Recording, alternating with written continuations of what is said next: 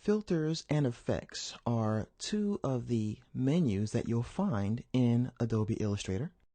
And at first, these two menus confuse people because you have some of the same categories in both of them. For example, if we go to the filter menu, we see that we have blurs.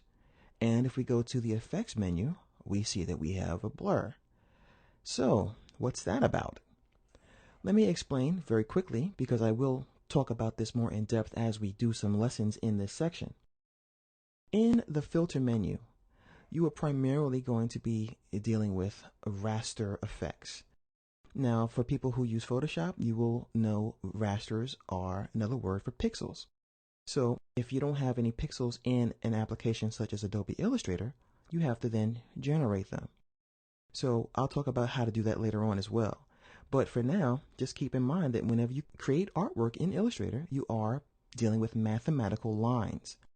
And in Photoshop, you are dealing with lots of dots or pixels or rasters. A lot of names for these things. Now, the effects, these are effects that you can apply to artwork in Illustrator, and you can always come back later on and change their parameters. In Photoshop, there is an option to use what are known as smart filters. Think of effects as smart filters in Illustrator because many of them allow you to come back at any time, whether you save the file or not, and change the look and feel of the effect that you apply to your artwork in Illustrator.